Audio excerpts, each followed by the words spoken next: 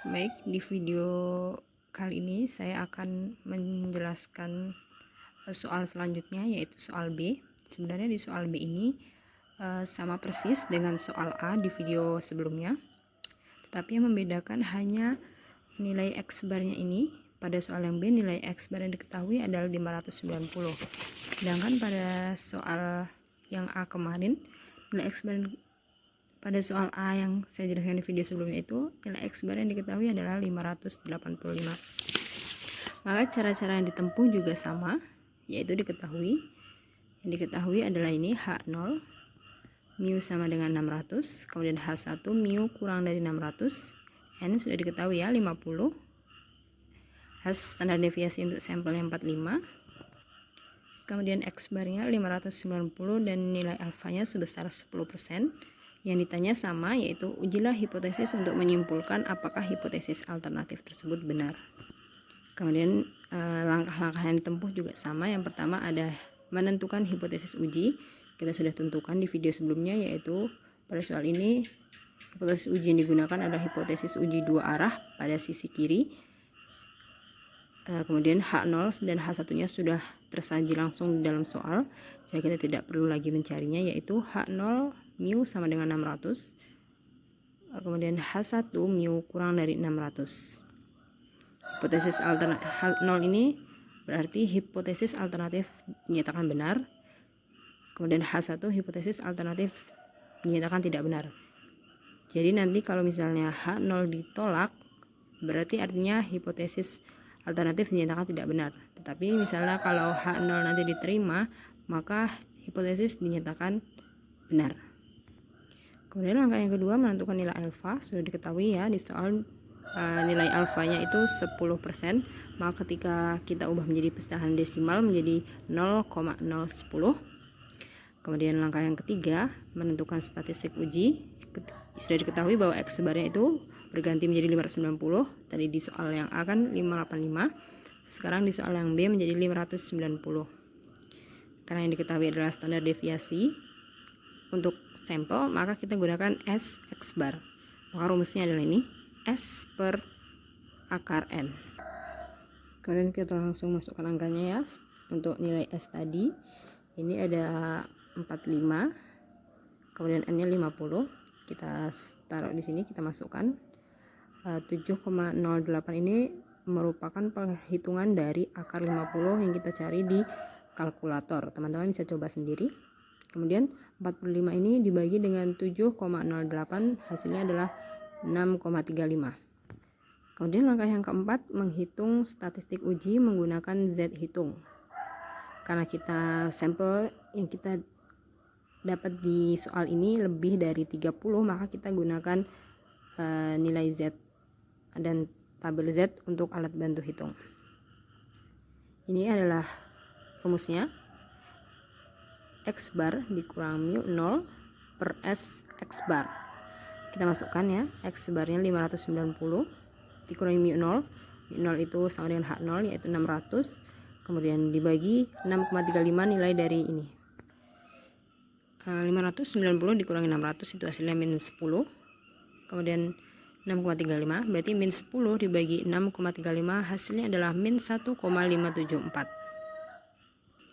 Nilai ini nanti yang akan kita bandingkan dengan nilai Z tabel untuk mengetahui apakah H0 itu ditolak atau diterima. Kemudian ini di video sebelumnya saya sudah menggambar. Di sini juga ada gambar. Teman-teman tahu ya. Sudah saya jelaskan ini hipotesis dua arah. Yang ini sisi kiri, yang ini sisi kanan. Kemudian kita tentukan titik 0. Kemudian daerah yang tidak diarsir ini dinamakan daerah H0 diterima, sedangkan daerah yang diarsir ini dinamakan daerah H0 ditolak. Kemudian karena ini tadi kan luasnya 100% ya, karena kita bagi dua kan luasnya jadi 50% sebelah kiri, jadi 50% sebelah kanan. Kemudian berapa sih nilai dari daerah yang tidak diarsir ini? Caranya adalah ini nilai alfa kan kita bagi dua, kan ada dua arah, 10% bagi 2, 5%. Di sini 5%. Di sini juga 5%. Nah, kemudian untuk mengetahui luas daerah ini, maka kita mengurangkan 50% dikurang 5%, hasilnya 45%. Nih, 0, terus kita jadikan pecahan desimal, jadi 0,45. Kita tambah 20 di belakang sini untuk memudahkan kita mencari nilai ini di dalam z-table. Sudah kita ketahui ya caranya di video sebelumnya untuk mencari nilai z-table itu bagaimana. Jadi dari 0,4500 ini terletak di z-table itu terletak di min 0,13. Maka kita letakkan min 0,13 ini sebagai nilai kritis yang akan menjadi batas dari daerah H0 ditolak. Maka nanti itu H0 akan mengalami penolakan jika nilai Z hitungnya atau perhitungannya itu kurang dari min 0,13 atau lebih dari 0,13. Teman-teman bisa lihat ya, kalau dia lebih, maka kalau dia lebih dari 0,13 berarti dia kan berada di daerah H0 ditolak ya. Tentu H0 akan ditolak. Terus ini kan sisi kiri. Nah, jika nanti perhitungan dari nilai Z hitung kurang dari min 0,13 atau lebih dari 0,13, maka H0 ditolak. Sekarang kita lihat nilai Z hitung adalah min 1,574. Min 1,574 itu letaknya kurang dari 0,13. Dia letaknya di sini. Ini. Berarti nilai Z hitung ini ternyata lebih kecil dari min 0,13, sehingga ini menyatakan bahwa H0 itu ditolak karena nilai Z hitung berada di daerah H0 ditolak. Maka kesimpulannya ya tadi, nilai Z hitung sama dengan min 1,574 kurang dari nilai dari z-tabel yaitu min 0,13. Maka kesimpulannya H0 ditolak, sehingga hipotesis alternatif dinyatakan tidak benar. Ternyata pada soal yang kedua ini hipotesis masih dinyatakan tidak benar. Kemudian kita akan melihat di soal C yang ketiga, apakah nanti hipotesis H0 ini ditolak atau diterima. Sama ya soalnya, yang membedakan lagi-lagi hanya di X barnya saja. Yang soal A itu 585, di soal yang B X barnya 590. Nah, di soal yang C X barnya sama dengan 595. Kita akan lihat apakah di soal yang C ini H0 sudah bisa diterima atau belum. Caranya sama ya, kita buat dulu yang diketahui apa-apa saja. Ini ada H0, H1, N-nya 50, S-nya 45, kemudian X barnya 595, kemudian alfanya 10%. Yang ditanya juga sama. Ujilah hipotesis untuk menyimpulkan apakah hipotesis alternatif tersebut benar. Kemudian langkah yang ditempuh juga sama. Yang pertama kita harus menentukan hipotesis uji terlebih dahulu, yaitu dua arah. Sudah kita ketahui di video sebelumnya. Sisi kiri ini H0 dan H1 langsung disajikan dalam soal, sehingga sangat memudahkan bagi mereka-mereka yang ingin mengerjakan soal-soal yang sudah diketahui ini. Sangat mudah ya. Jadi kita tidak perlu lagi menentukan H0-nya berapa, H1-nya berapa. Kemudian langkah yang kedua adalah menentukan nilai alfa.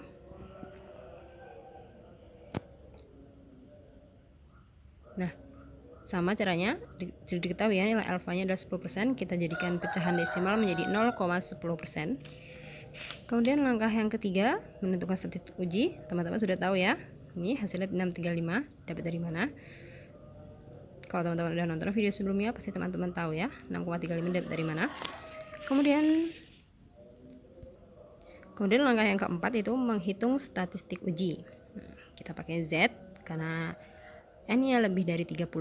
Nah ini ya hasilnya adalah, ini X barnya ya, X barnya berbeda. Kita pakai 595 pada soal C ini.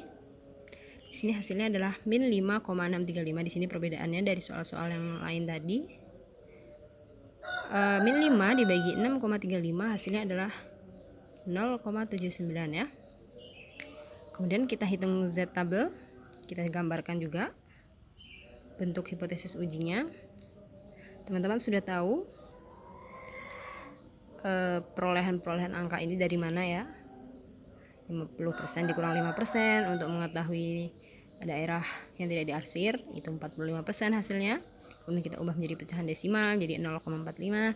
Kemudian kita tambah 2 digit untuk memudahkan kita mencari nilainya di dalam Z tabel.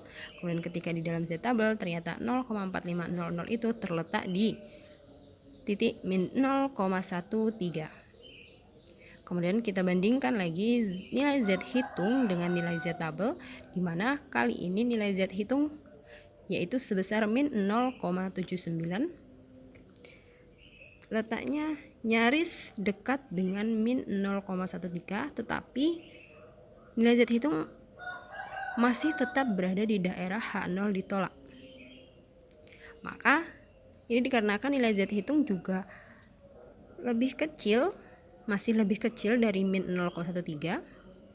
Karena dalam bilangan negatif kan semakin besar nilainya, semakin kecil gitu ya.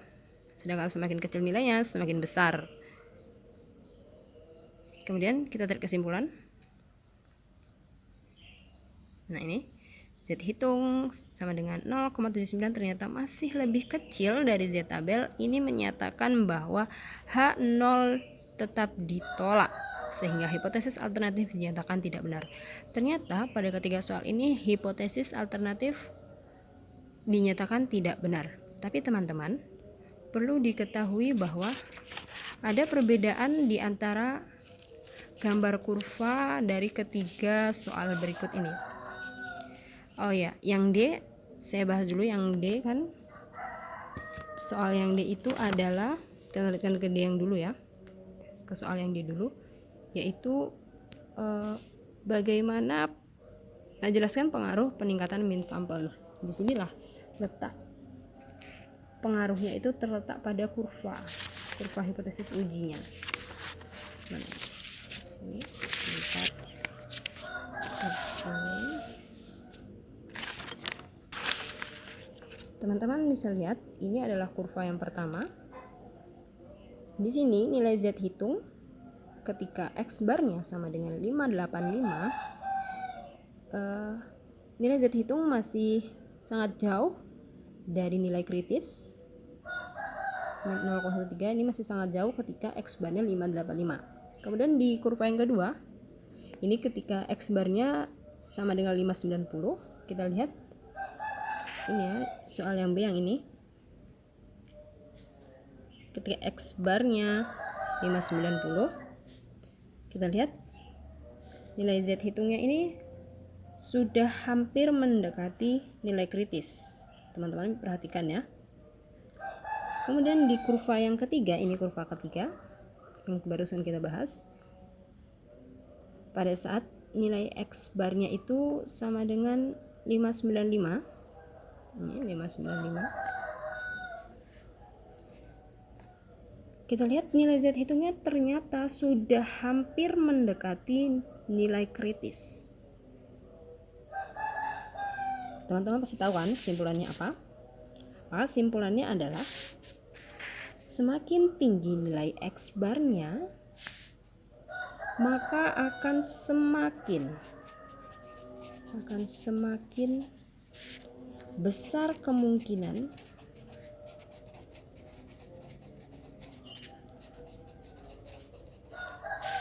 H0 diterima. Karena semakin besar nilai X barnya, semakin dekat dia dengan nilai kritis, batas nilai kritis. Maka misalnya di soal selanjutnya nanti X barnya misalnya 600 atau 635 begitu, bisa jadi atau kemungkinan nilai Z hitungnya akan berada di daerah H0 diterima di sebelah sini atau mungkin di sebelah situ. Oke teman-teman, paham ya? Begitu, cukup sekian pemaparan soal dan penjelasan soal dari saya. Semoga apa yang saya jelaskan ini bisa membantu teman-teman semua. Kalau ada yang ditanyakan, teman-teman bisa bertanya di komentar. Nanti kita bisa saling sharing dan bertukar ilmu di situ. Oke, terima kasih sudah menyaksikan video pembahasan soal hipotesis uji dari saya Apita Salsabila dengan NIM akhir 008. See you and bye-bye.